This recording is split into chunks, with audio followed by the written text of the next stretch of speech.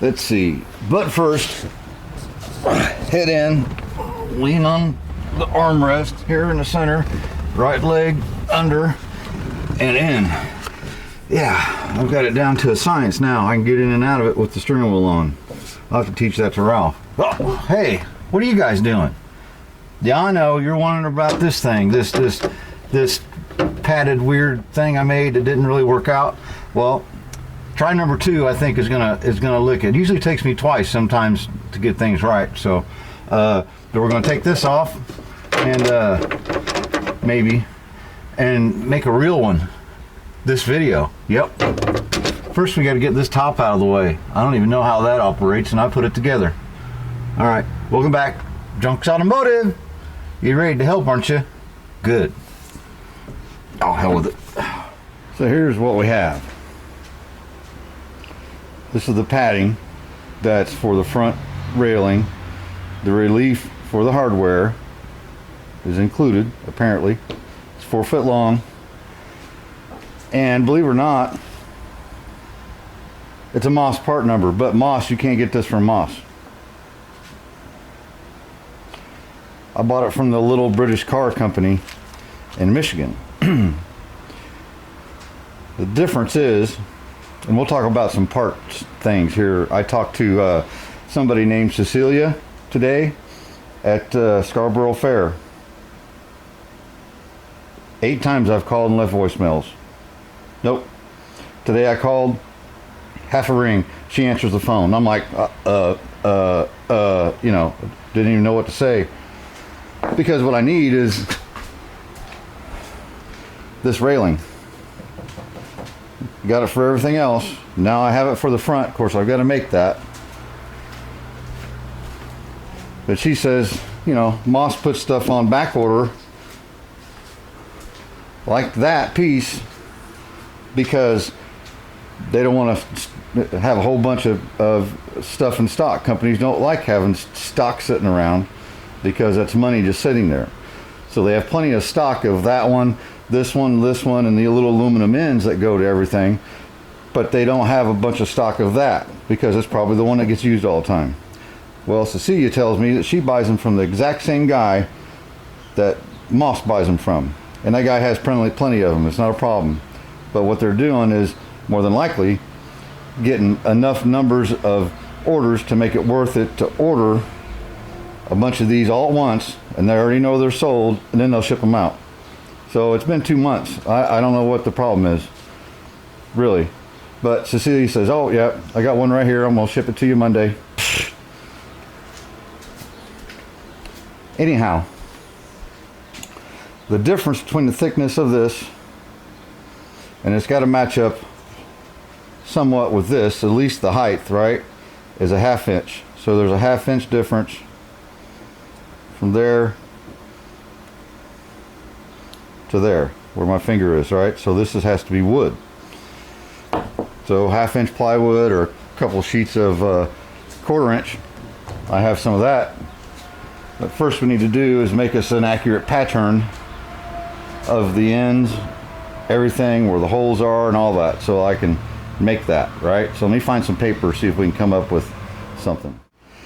The paper idea didn't work out. It's too flimsy. Time you get it that thin all the way around, it just kind of, you know, I didn't like it. Cardboard.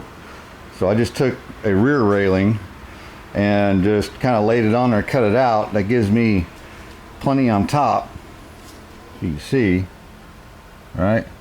So what I'm hoping is I can scribe however I do it, the arch on the top and the length, get the length on the ends. Then all I have to do is use my pad thingamajigger and lay it on there to get my dimension, and then have my thickness all the way across in that same arch. Maybe. Yes, it would have been a lot easier to do without the dash in, without the windshield in, but now the steering column's in, and it's, yeah, you know, backwards, cart before the horse sort of stuff. So let me see if I can get my hands in there and mark that. Yeah, I got it closer, marked it. I just make sure I leave it bigger than it needs to be, but it's got to be small enough to go above all the knobs and whatnots, right? So I got it closer, raise it up so I could cover the whole thing, and 2 screws, couple of machine screws, there's 2 little holes right there, and I did one on the other end, and those 832s just kind of thread themselves right into that hole, just enough to hold it for me. My second pair of hands right there.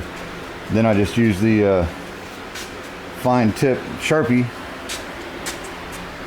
and you might be able to see a little black line inside there. I'll show you once I take it off. Then I'll cut it and test it to fit again. This is about just as hard as cutting the wood part. There you go, there's a little line right there. I'll do my best to cut right on that line. Cut this straight down, right, because I can't hardly get in here. Cut it straight down, just leave it long.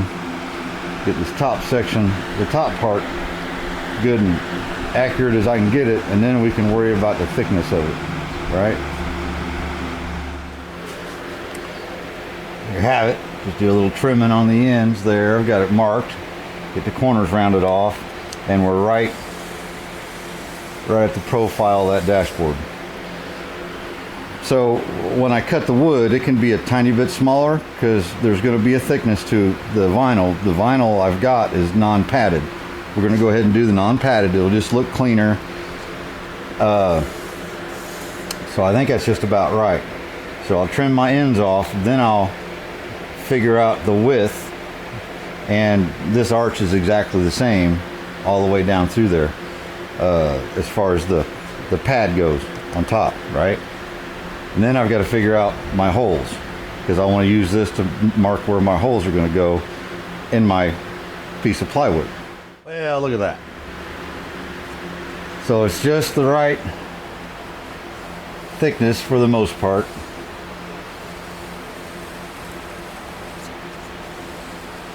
If it's a little bit thin, and it might end up being just a little bit thinner than this, like width-wise, I guess.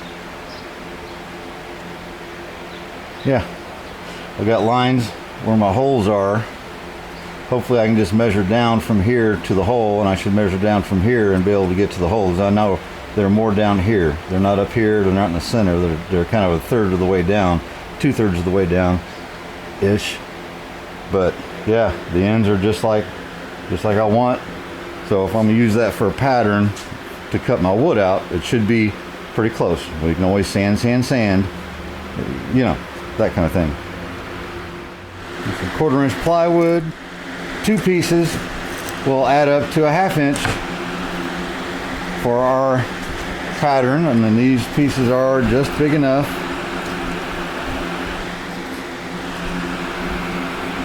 For our pattern to fit on, it appears. So let's glue these 2 together, clamp them together overnight, then tomorrow we can mark out our piece and cut it out. A little bit of real tight bond. That you know, we'll get it all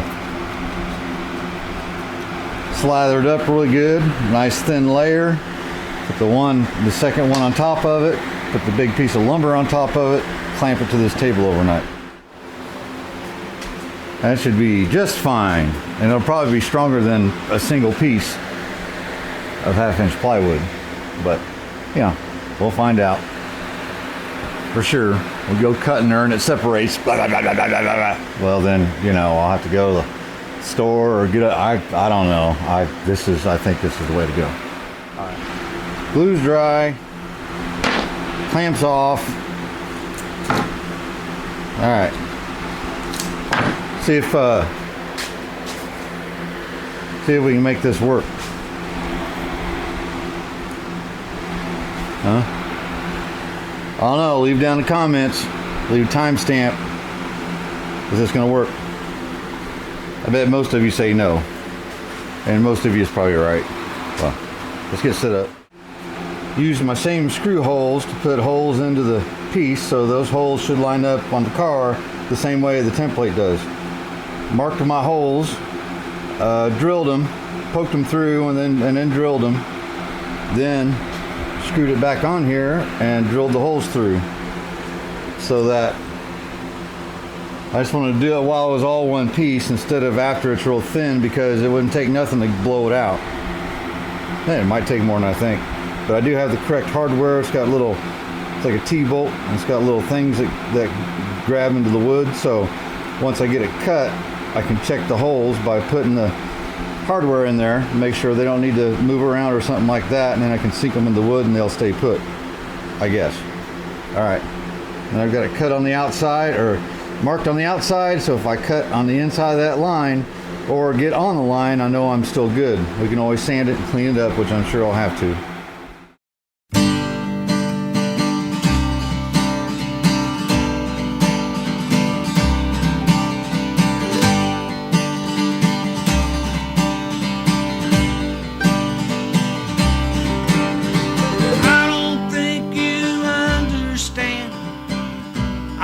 Understand the word you're saying to me. I don't think you see that I don't see why what you're talking about even matters. Not so bad, I don't think. You can see that you really can't tell where I glued the two pieces together. You kind of can see a line there, but I mean, I think that's pretty sturdy, to be honest, if I were to be honest. So you can see the black lines.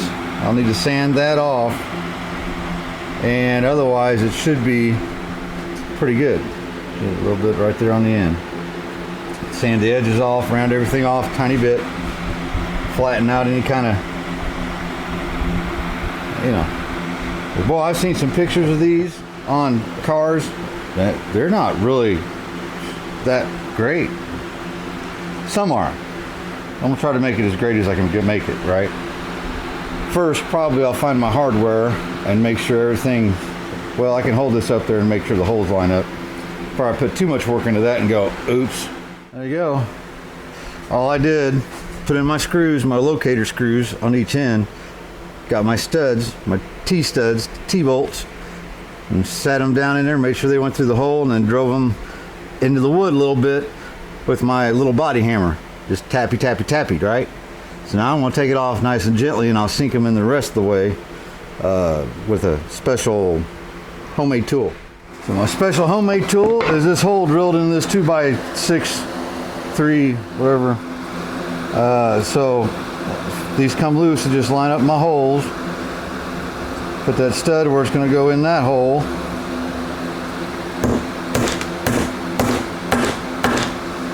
And that wood supports our piece, our unit.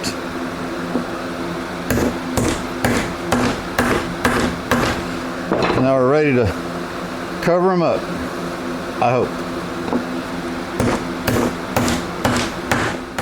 All glued up. We'll let her sit for a few minutes. I did have to cut some divots out of the strip because they were too lumpy, right? I kind of, some of them might be a little deep, and if you push your hand on it, and I think once it's covered and tight, you won't tell. But I think it's turned out pretty good so far. And I think Ian told me I'd have to do that because he had just did his or something like that. But you know, so let that sit up for 5 minutes, and then sticky poo.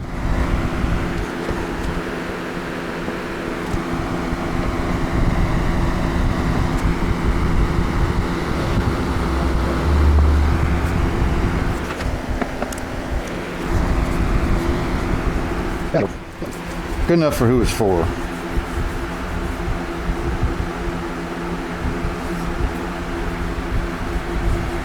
Rip off some of that excess glue. We don't lumpies, no lumpies under a vinyl. Yeah, definitely better than the first one I made, huh?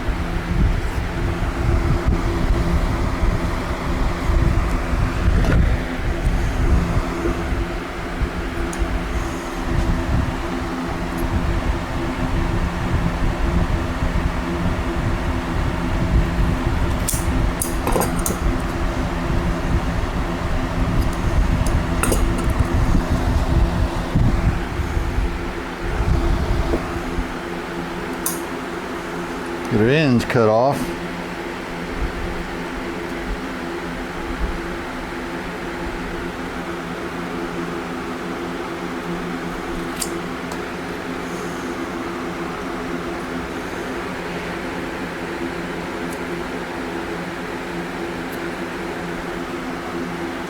And some sharp scissors, boy. There we go.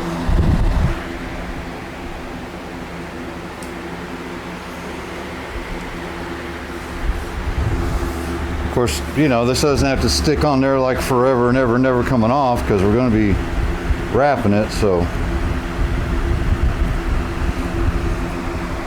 I got some vinyl out and the old bath towel. And this stuff is not padded. It's really pretty stretchy, especially this direction. But I think how I want to do this, and I'm not sure, but I like to fold this over, put my finger at about the halfway mark, somewhere about there, and I'll do that whole distance all the way around it, and then cut that. Then I'm going to spray adhesive this and the reveal that's sticking out. That way I have less likely to have wrinkles on the facing side that you're looking at. Plan? Sure.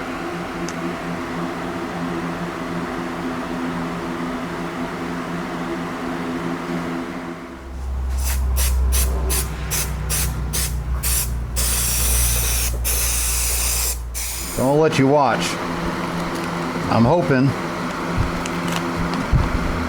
that I can get this paper out of the situation.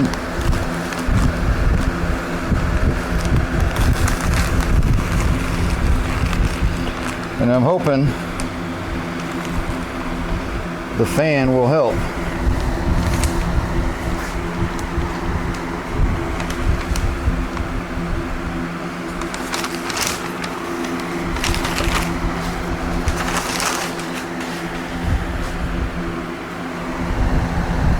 So I'm going to go ahead and a little stretchy poo on the end just to hold it.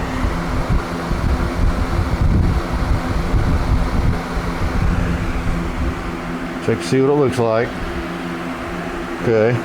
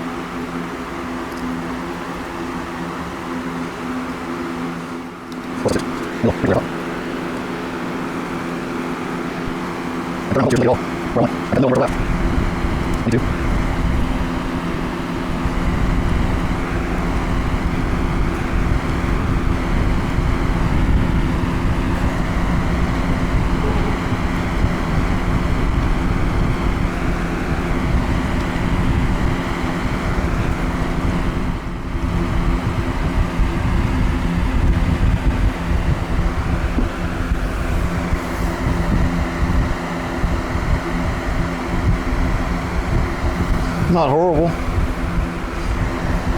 Now what I'll do is get my stapler out and I can cut and peel and fold the ends so they look nice, right? Because that doesn't look nice. The rest of it,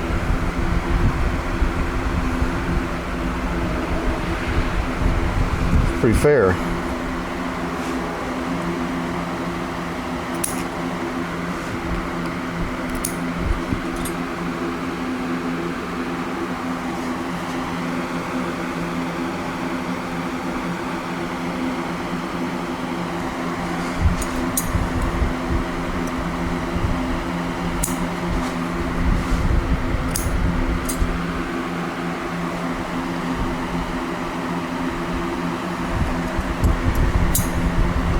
cut around my bolts. Hopefully.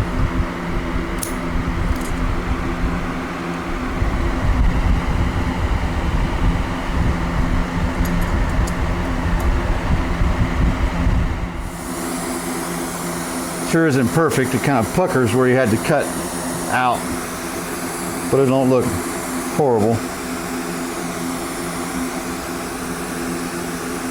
So there's the ends.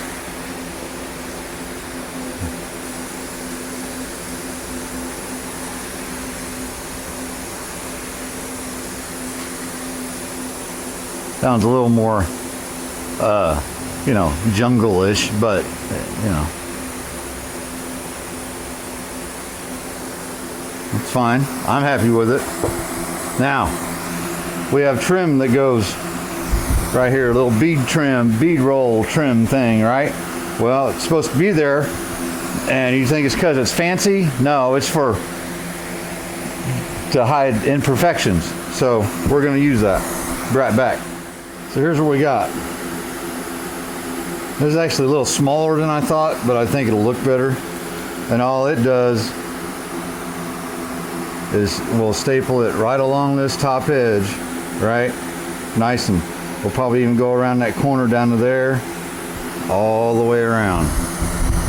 Then on the bottom side, there's one that goes between the dashboard itself, and that should line up with right here, and it'll be on the underside. And what's it do? Makes up for imperfections, yeah, you know. So let me get that on there and I'll show you. There's our little bead edge. It's not perfect, but hey, for the first time of me doing it, why not practice on somebody else's car? That's what I figure. Hey, let's get this thing put on and see what it looks like. Yeah, can't be well, it can be worse than that. You see our little beadage here, and it's just a little bit. There's our one that goes underneath between the dash and the cowl, so it's under there. I don't think it looks bad at all, really. I think it looks a lot, well, 90% better than the first one. It's nice and, you know, nice and taut. A lot of that's where the connectors are, so hopefully the sun will get in there and loosen that up, and you know. But boy, I'm gonna tell you what, don't try to mount this with the dash in it. I'd have took to drop the dash down, but we got a steering column in it, so that's another 3 or 4 bolts, and trying to, it would have been, all I did was got a light, stuck my head up underneath there and looked up there, and I got them. But it's not much fun. These over here aren't too bad. If they're all in, it's you know, it's the experts should be okay with that, right? So lots of stuff left to do. Still got a final cleanup and buff and wax, all that. We've got a surprise or two for right there, and maybe here in just a second I'll give you a little hint, and it's not what you think. Trust me, not what you think. We're gonna put electric washers, because I showed Ralph the old pump thing. He goes, no, I'm not gonna do that. Okay, so it's cheaper to buy the little parts to make an electric washer than it is to buy the factory hand pump thing, right? So we'll just go, and it'll be fine. So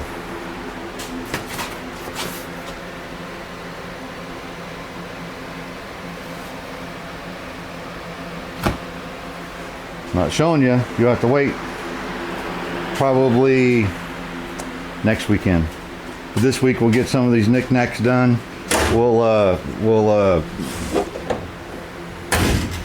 don't know, we might work on it, depends on how much time we got. But we'll work on these. This one Cecilia is sending to me, awesome. That one we'll put together and get the rest of that done. That'll be really the last big battle. The rest of it's just pretty stuff, right? So a couple more videos on this one. We're going to change the fluids. We're going to go ahead and run the valves one more time, because now that everything's ran in a little bit and got broke in a little bit, We're going to change all the oil, change all the coolant. We're going to change the transmission fluid again. Go ahead and go with the 2050 VR Valvoline, I think, and it'll be quite a bit better after that. Man, this thing's dirty. It's a pig. I'd say, look, you know, whether it's a GM or an MG, get after your project. Get out there and do something, make mistakes. You can't afford stuff, make your own parts. Just if you can make it, or get it from something else and make it fit. You know, it'll make you feel better about working on it. And maybe later on you go, well, that didn't work out, but you learn something, right? Most of this fixing these old cars, believe me, and when working, fixing new ones, I'm going through one right now. You're always going to learn something, and you're always going to get better. You're always going to be more confident and say, man, I'm going to tackle that. I can do that myself. So, remember, if any of this was easy, everybody be doing it. Peace. See you guys on the next one. 57's pretty soon. Couple videos.